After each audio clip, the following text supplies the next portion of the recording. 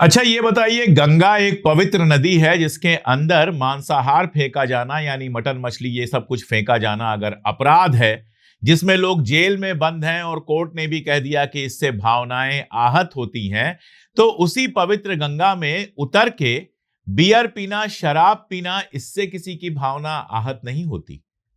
Mutton मछली से जो भावना आहत हो जाती है, शराब से वो भावना कैसे खिल उठती है।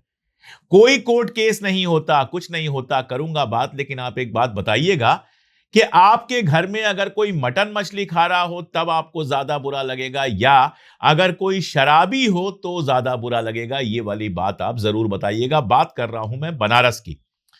ज्यादा पुरानी बात नहीं है।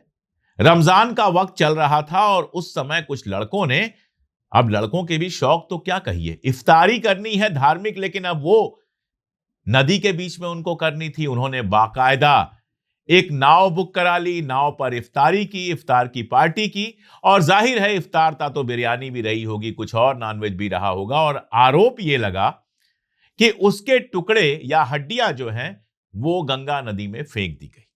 अब देखिए, हमारा देश जो है ना, नदियों की पूजा उजा जरूर करता है, लेकिन नदियों का सत्यानाश करने में हमारा कोई मुकाबला नहीं है। दिल्ली में जो सरकार आती है वो कहती है यमुना को जिंदा कर देंगे, लेकिन यमुना नाले में तब्दील हो चुकी है और अब सारी उम्मीदें खत्म हो चुकी हैं कि कभी दिल्ली में यमुना नदी बनेगी।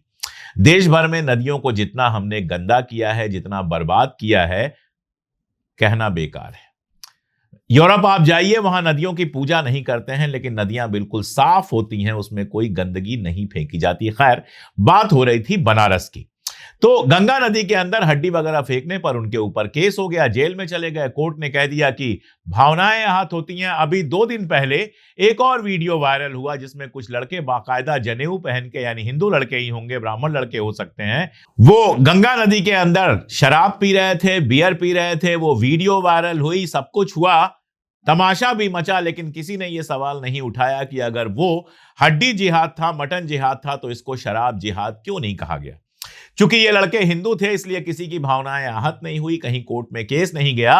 वो लड़के जिन्होंने मटन की हड्डियां वड्डियां फेंकी थी वो तो जेल में हैं। ये लोग बिल्कुल आजाद हैं। आप बताइए, ये कौन सी भावनाएं हैं जो मटन से आहत होती हैं लेकिन शराब से आहत नहीं होती हैं। असल में दिक्कत उनको मटन से शायद नहीं थी, ज्यादा दिक्कत इस बात से थी कि मुसलमान लड़के गंगा में इफ्तारी कैसे मना रहे हैं।